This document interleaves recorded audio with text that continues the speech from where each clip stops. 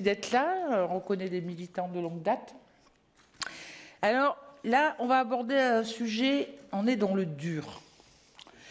On est sur un traité Euratom, donc cette communauté européenne sur l'énergie nucléaire qui a été créée en 1957, qui a pratiquement eu aucune modification depuis 60 ans. Même lorsqu'il y a eu tout le débat sur les différents traités, et je pense au débat où il y a eu un vote en France en 2005, on n'a rien modifié dans ce cadre du traité Euratom, qui rassemblait à l'origine 6 pays et qui était là pour promouvoir, et on le voit bien dans l'article 1, l'énergie nucléaire. Et même on associait la promotion de l'énergie nucléaire à la paix. Il fallait le faire. Hein. Et donc, il est temps qu'on revoie ce traité parce que, pour moi, c'est la caricature de l'obsolescence. Alors, j'espère que c'est une obsolescence programmée, mais c'est vraiment une relique. Parce que ce traité, il est complètement antidémocratique. Vous savez que le Parlement n'a pas droit à la codécision, qu'il y a énormément de directives qui sont rattachées à ce traité Euratom. Moi, je pense à la directive sur la sûreté nucléaire, je pense à la directive sur la radioprotection, je pense à la directive sur la gestion des déchets radioactifs. Eh bien, notre avis, vous voyez, le Parlement ne peut donner qu'un avis. Et hier, on a voté, par exemple, le projet ITER. Il est dans le cadre du traité Euratom. Hein, et le Conseil et la Commission avaient décidé de ne même pas faire appel au Parlement. Or là, vous savez que quand même, il y a plus de 6,2 milliards qui ont été mis sur la table pour la période 2021-2027, que ce projet ITER, vous voyez, il est passé de 5 milliards à 20 milliards maintenant.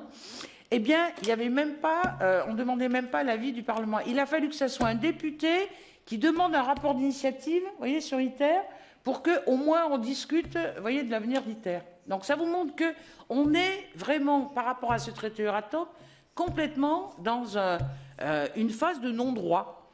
Non-droit pour le Parlement européen. Et pour moi, c'est complètement dingue de se dire qu'on va aux élections européennes et que personne ne parle de ce traité Euratom. Donc, pour nous, il faut qu'on aille sur l'abrogation de ce traité Euratom.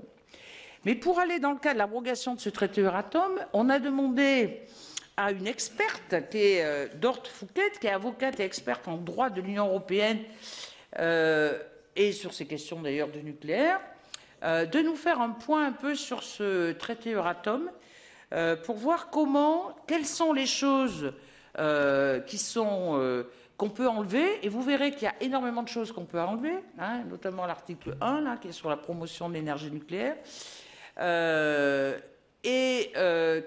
Qu'est-ce qu'on peut remettre dans le cadre du traité de l'Union européenne? Parce que tout ce qui est investissement, tout ce qui est recherche, ça doit être discuté dans le cadre du traité de l'Union européenne, mais pas du tout dans le cadre de ce traité Euratom. Et en plus, je trouve que, tout à l'heure, je vous disais que c'était complètement antidémocratique. Si demain, il y a un accident nucléaire, bien les normes de radioprotection, elles n'ont pas été décidées démocratiquement. Ça a été un groupe de pays, d'États, avec la Commission européenne, qui ont édicté des normes, d'ailleurs, peut-être Roland Desbordes en parlera, qui sont énormes, et où les citoyens n'auraient absolument pas participé. Donc vous voyez qu'en plus, il y a des conflits d'intérêts, c'est des gens qui disposent du nucléaire et qui sont jugés partis. Et quand on regarde maintenant l'éventail de pays qui ont des centrales, il y en a 14 sur le plan européen, dont certains pays qui étaient à l'origine du traité Euratom et qui ont décidé d'arrêter le nucléaire. Moi, je pense à l'Allemagne, je pense à l'Italie, il y a la Belgique maintenant qui veut arrêter. Et donc, il est temps vraiment de discuter de ce traité Euratom, vraiment. Et là, je remercie toutes les associations, hein, de Christine Haas, là, qui est Réaction en chaîne humaine, et puis Roland Desbordes, qui est l'ancien président de la CRERAD, hein, avec qui on a mis en place un certain nombre d'outils et d'études. Et justement, on va discuter de tout ça, voir comment vous le percevez, pour qu'on lance une grande campagne justement sur l'abrogation de ce traité Euratom. Donc je vais passer la parole à Dort Fouquet, qui va nous dire... donc, cette étude a été financée par le groupe Vert. Donc, c'était une étude juridique pour voir comment on peut sortir de ce traité Euratom ou comment on peut l'améliorer. Bonjour. Alors, vas-y. Merci. Merci Michel, merci de m'avoir invité. Et c'est un grand plaisir de parler un peu d'un cadavre, ce qui est Euratom, mais comment faire avec. Nous tous, on voudrait voir la fin, si tôt que possible, de tout ce qui est toujours écrit dans l'Euratom. Et pourquoi est-ce qu'on s'occupe de ça? Il ne faut pas oublier que la portée de promotion nucléaire, qui est dans le titre et qui est dans surtout l'article 1 à 3 et surtout l'article 1 du traité, donne le raisonnement pour l'accord de la Commission européenne pour les aides d'État pour la construction des nouveaux réacteurs. On a eu des décisions Hinkley Point, qui était peut-être la plus fameuse, mais on a aussi l'accord de la Commission sur la nouvelle construction en Hongrie, c'est PACS. On a ces drôles des choses autour de Finlande dont la Commission avait dit que ce n'était pas une aide d'État, mais je ne vais pas aller dans les détails. Donc, c'est un vieux traité, mais ça ne veut pas dire qu'elle n'a pas des conséquences. Sinon, on pourrait l'oublier, mais on ne peut pas l'oublier. Même un État membre qui sort de nucléaire est encore alourdi de ce traité. Donc, ce que j'ai fait, c'était plutôt de regarder ce qui a été déjà préparé dans le passé pour le réformer, au moins. Et il y avait un beau temps du Parlement européen dans les années 2002-2003. C'était le processus de la Convention, donc pour trouver un traité européen qui, à la longue, menait d'abord à Maastricht et après au traité de Lisbonne, qui nous guide aujourd'hui. Dans ce processus, la Commission européenne même, 2002, avait publié un papier qui a été écrit pour elle, le papier Pénélope. Vous pourriez toujours le lire, c'est un peu difficile à trouver. Et dans ce papier Pénélope, comme j'ai mis dans ma petite thèse, les auteurs d'antan ont dit on peut faire maigrir Euratom fortement. Et ils ont dit tout ce qui est aussi dit dans le traité européen, on peut barrer le traité Euratom, par exemple, et c'est une bonne partie. Par exemple, les règles émissions, les règles air, les règles déchets, on a des guides, etc. Donc, mais malheureusement, et grâce au Giscard d'Estaing dans le temps, il y a un désintérêt en France de se mêler concernant Euratom dans ce débat convention. La France était vraiment, à mon avis, était paralysée par ce drôle de propagande autour de Maastricht. Je me souviens toujours de comment c'était. C'était dommage, c'était raté, mais on recommence. Alors, ce qu'il fallait faire de l'Euratom, c'est tout d'abord regarder, parce que le problème avec l'Euratom est aussi, il y a des bonnes directives qui sont là, qui sont renforcées aussi par la Cour européenne, concernant les effets de radiation, concernant les déchets et la sécurité. Donc tout ça, on ne peut pas jeter à la poubelle, mais c'est basé sur l'Euratom. Alors il faut un temps de transition, que ces directives trouvent une autre maison dans le traité européen en général. Ça prend du temps, il faut fixer ça dans un processus de réforme.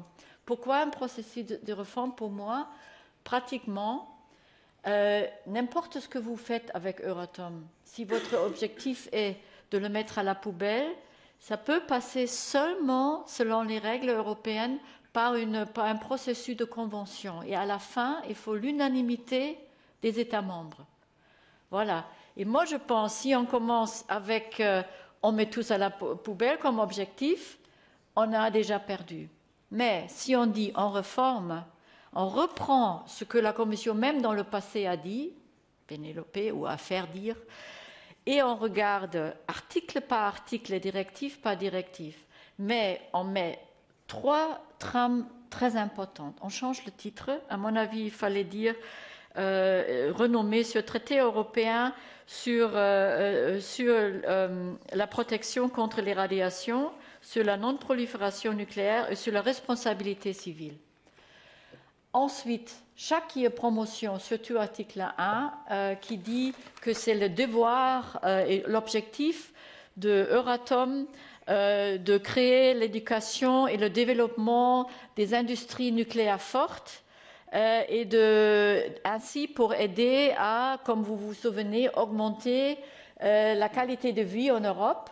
Tout ça, on met à la poubelle. Dans beaucoup d'autres choses, comme la recherche, on dit transposition dans le traité européen. Peut-être on met ce qu'ils disent les Anglais, sunset clause, une clause d'adieu de 5 ans ou quoi de transition pour que tout serait en règle, en ordre. Et pour moi, et on enforce la non-prolifération qui est là-dedans, mais qui est beaucoup trop faible. Elle est plus en cohérence avec des traités internationaux qu'on a. On regarde ce qu'il y a avec les affaires étrangères, avec les relations extérieures. Tout ça doit être réglé. À mon avis, ça peut être passé aux autorités sous le traité de l'Union européenne. Une autre chose qui est très très importante pour moi, dans le traité actuel, la responsabilité civile, je parle toujours d'une approche plutôt homéopathique. Ça veut dire des doses très minimes, mais malheureusement avec un effet nul. Et c'est article 98. Là, vous trouvez quelque chose, mais pas du tout, c'est que mentionné, si on veut, la responsabilité. Et vu tous les accidents, il faut créer en Europe, avec ce traité, avec le procès de réforme, un traité de protection civile et de responsabilité civile qui va au-delà de ce qu'on a avec les conventions de Paris, de Vienne, les protocoles de Bruxelles, etc. Parce que vous voyez dans l'exposé qu'il y a énormément de... C'est vraiment n'importe quoi en Europe. Si vous avez dans l'annexe qui gère selon quel traité, quelle responsabilité. Ça, c'est zéro, ça ne marche plus. Et si on arrive à mettre la non-prolifération, la responsabilité civile, le traité peut peut-être même rester dans ce sens jusqu'au moment où on a tout réglé. Ça, et à la fin, pour ne pas parler trop longtemps, il faut voir mais comment la France ou comment l'Europe centrale, eux qui ont le nucléaire, vont accepter à la fin une réforme, parce que j'ai parlé de l'unanimité. Et là, pour moi, c'est un peu ce que disent les Anglais, carrot and stick. Si on dit, si vous acceptez tout ça, on va faire au moins pour le vieux parc nucléaire qui est énorme. On a, je pense, où tu le saurais, autour de 200 vieux réacteurs qui doivent être démantelés.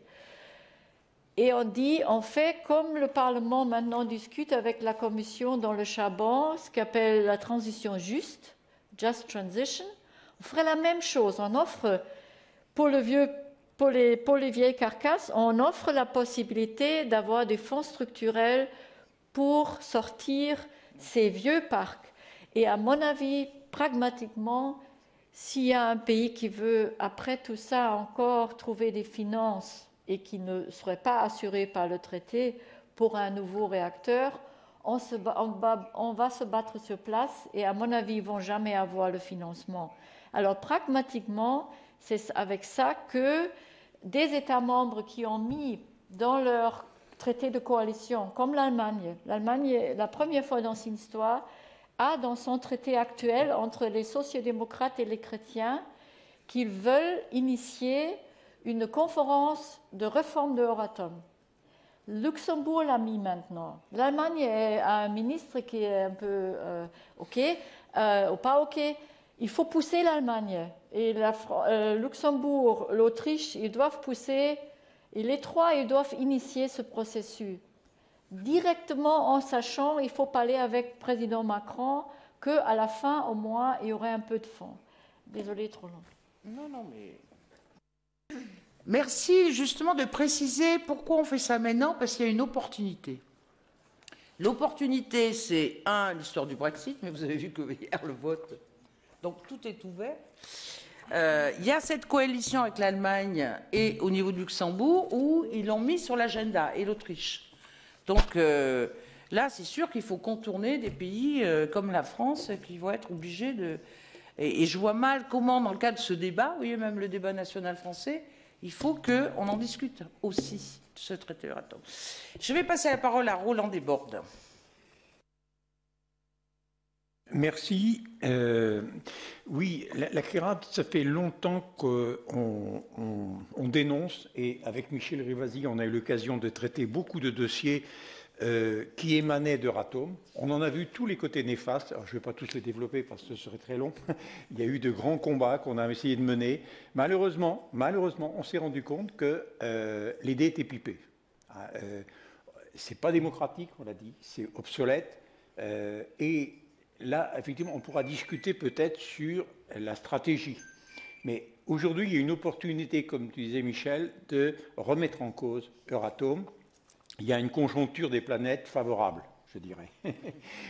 Pour ça, je ne vais pas revenir là-dessus. Par contre, c'est pour ça que quand Christine Haas-Reich nous a contactés à l'automne dernier pour nous dire « Est-ce que vous seriez d'accord ?» Mais nous, on a dit « On n'est pas prêt, mais on est d'accord.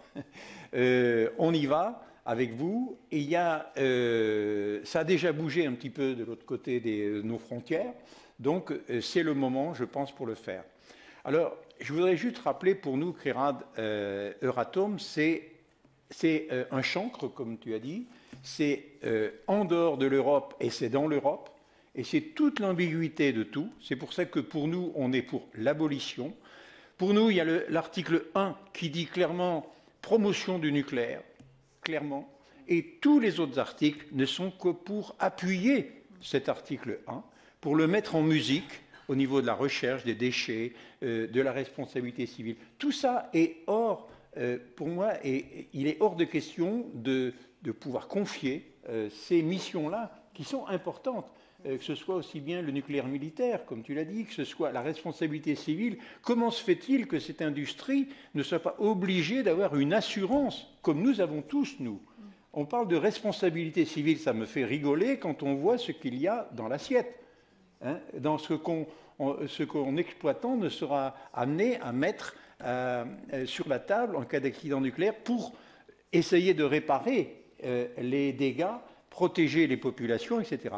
Nous avons dû nous bagarrer plusieurs fois avec Michel et des parlementaires européens pour justement tous ces effets néfastes, parce qu'évidemment, pour que le nucléaire soit acceptable, et évidemment, Euratom est complètement dans cette logique-là, il faut qu'il soit acceptable économiquement, d'abord, et économiquement acceptable, ça veut dire moins protéger les gens, gérer les déchets de manière totalement scandaleuse en autorisant, et ça émane totalement d'Euratom, en autorisant la possibilité de libérer, entendez bien, libérer les déchets. Libérer les déchets radioactifs, ça veut dire les retrouver dans notre environnement.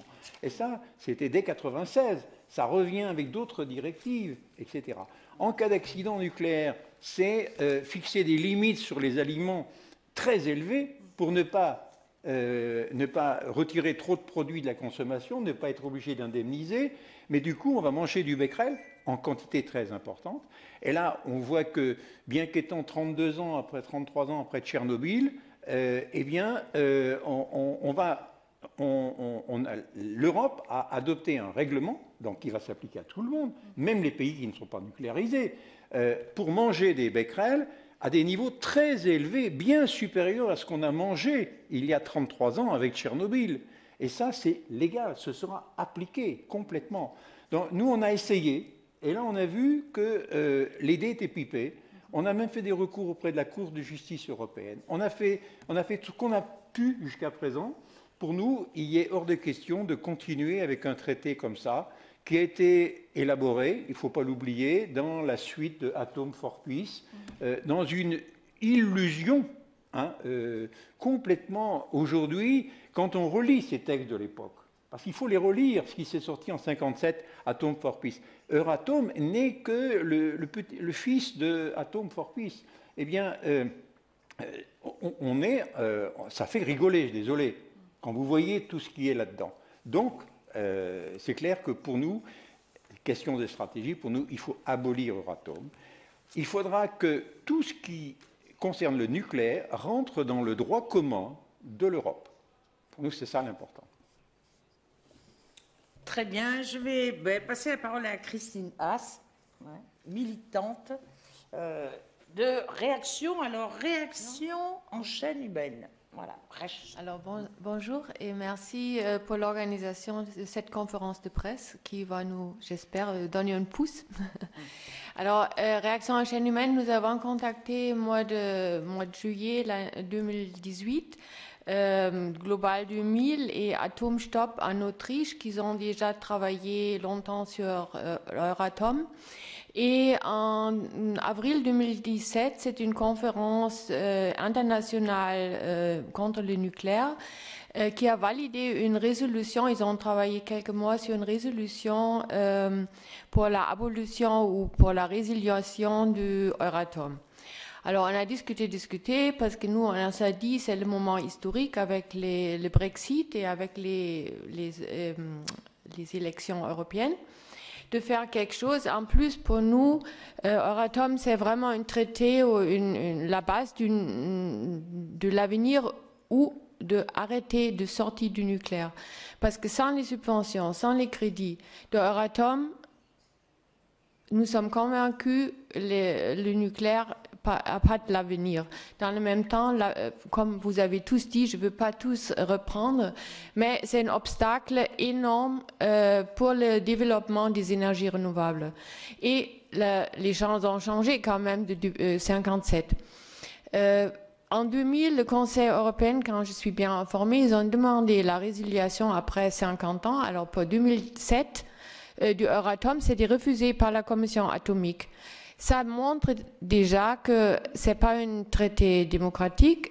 La Commission est dans l'Europe avec ses décisions quand c'est favorable pour l'industrie nucléaire. Elle est dehors de l'Europe quand c'est défavorable.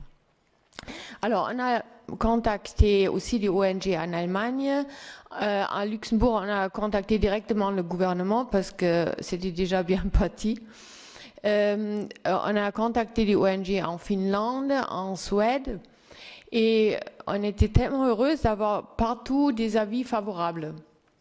Et maintenant, voilà. Et en plus, les autres pays ont nous signalisé, pour eux, c'est très important qu'il y a quelque chose qui bouge en France. En France, notre pétition qui a démarré le 13 décembre, on a jusqu'à maintenant autour de 6700 signatures. En Allemagne, la même pétition alors en France, la pétition s'adresse au président, au Macron. En Allemagne, la pétition s'adresse au chancelier Angela Merkel. Eux, ils ont autour de 40 000 signatures dans peu de temps, mais c'est assez compréhensible parce que pour les Allemands, c'est quelque chose à payer pour une industrie, pour une forme d'énergie qu'ils ont décidé la sortie du nucléaire. C'est la même chose pour Luxembourg. En plus, les autres pays sont menacés par les vieilles centrales. La France, c'est très clair, on a eu déjà à niveau médiatique une autre politique. La population se sent pas du tout concernée ou peu concernée par les dangers. Je pense que c'est toujours question d'argent. Ça, c'est quelque chose qui intrigue les gens plus de s'investir.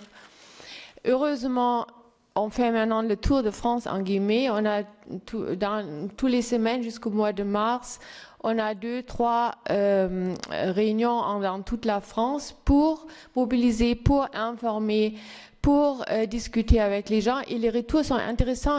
On a des bons débats. Voilà. En principe, c'est tout à dire. Et on espère que nous, au niveau pédagogique, que la France a son petit grain dedans pour changer les choses. Est-ce qu'il y a des questions? Vas-y.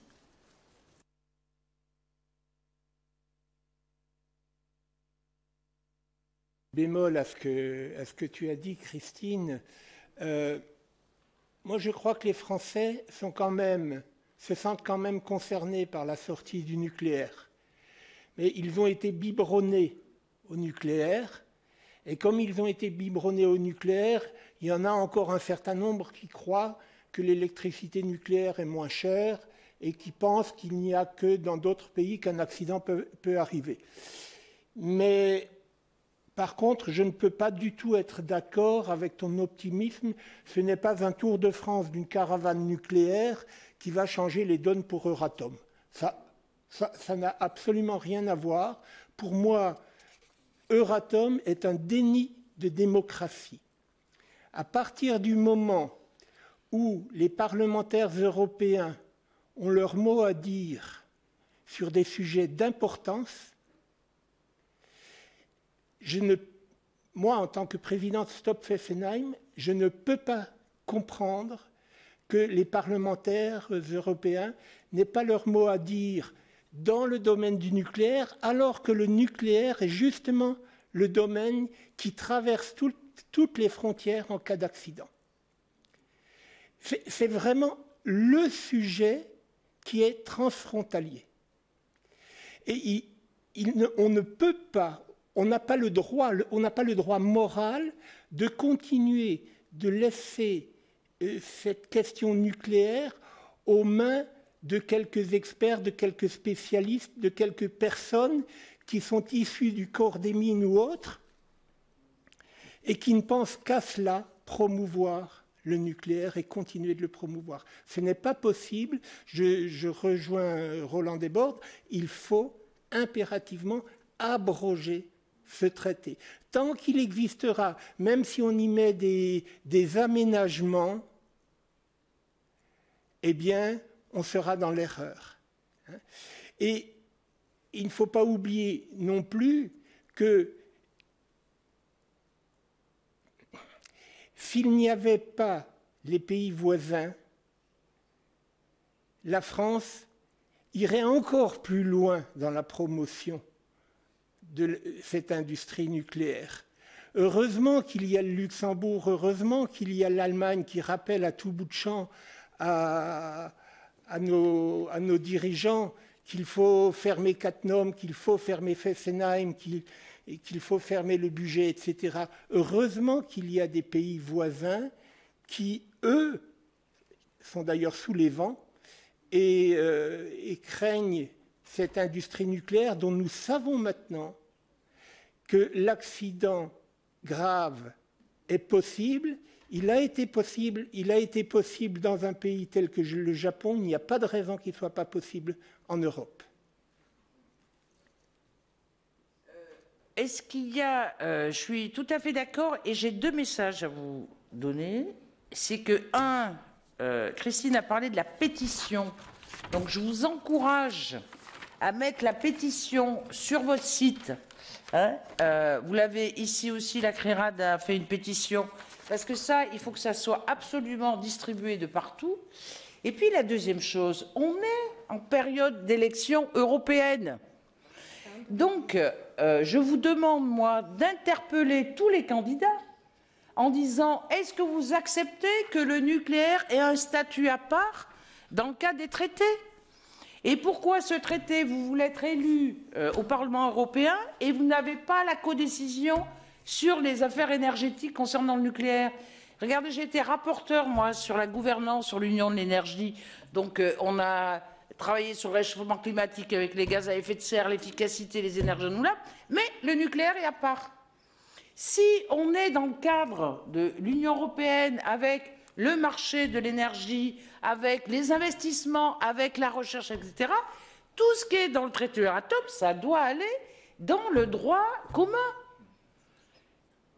Même s'il y a une phase de réflexion, et je vous remercie de ce rapport, où il y a la partie responsabilité civile, il y a la partie non-prolifération nucléaire, etc. Mais je vous assure, quand vous regardez ça, eh bien, il faut que vos députés européens, vos futurs députés européens, s'engagent là-dessus.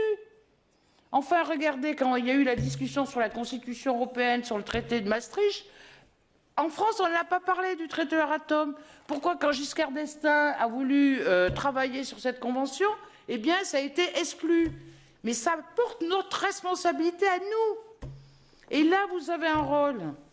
Alors, il ne faut pas forcément leur dire on est pro ou anti-nucléaire. On leur dit ce traité Euratom, il est antidémocratique. Vous ne pouvez pas aller à l'Europe avec un traité où vous n'avez pas la parole sur les décisions qui sont prises concernant le nucléaire.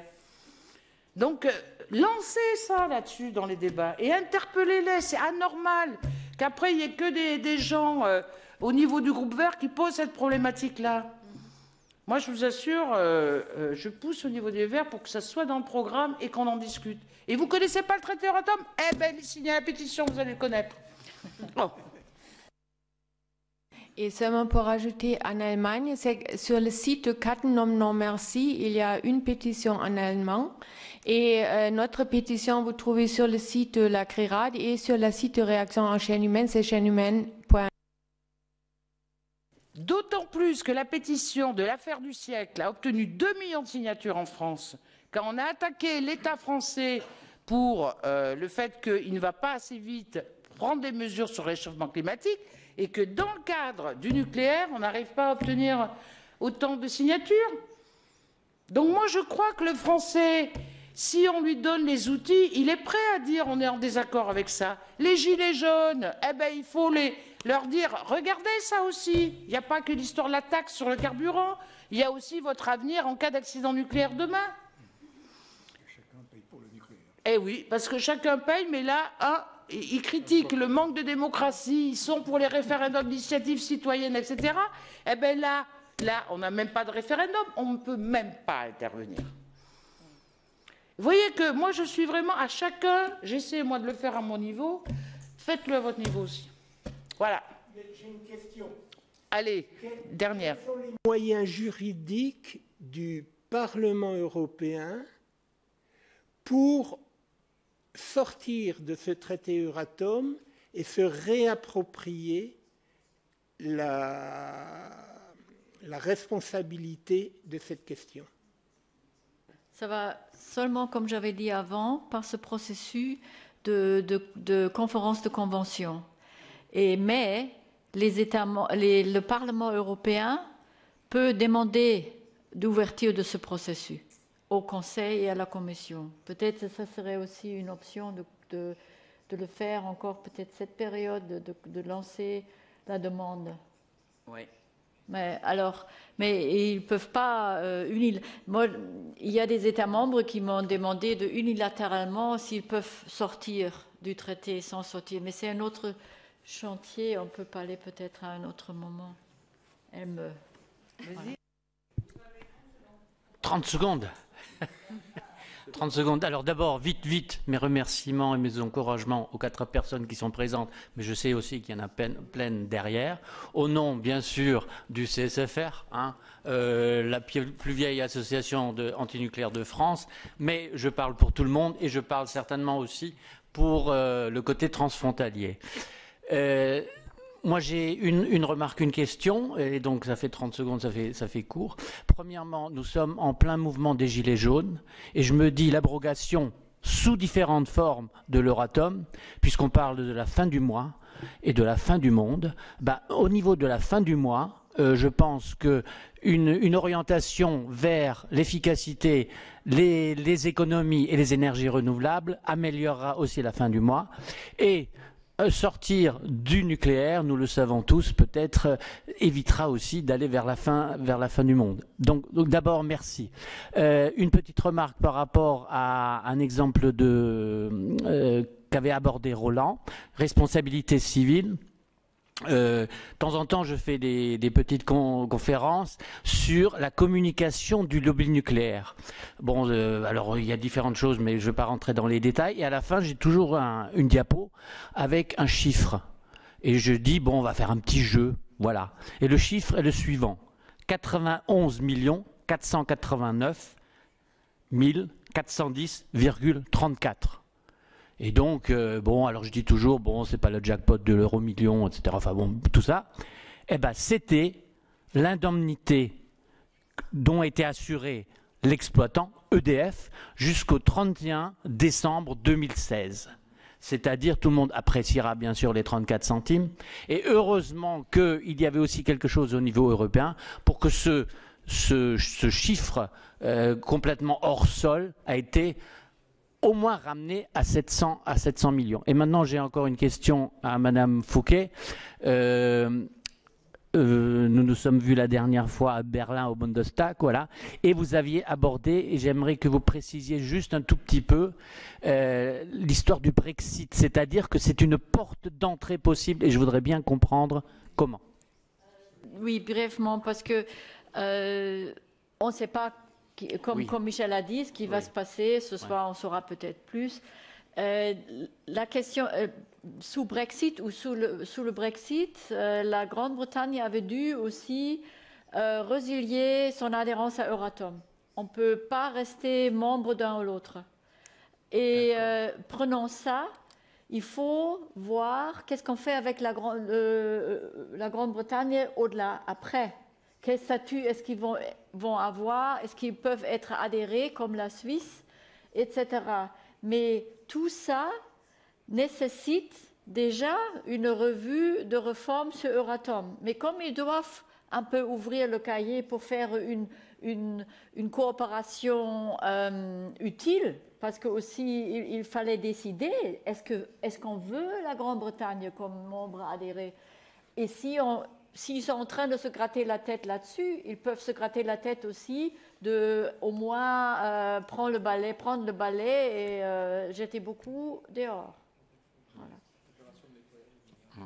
On est obligé de laisser la salle. Donc je vous donne rendez-vous, on se revoit là.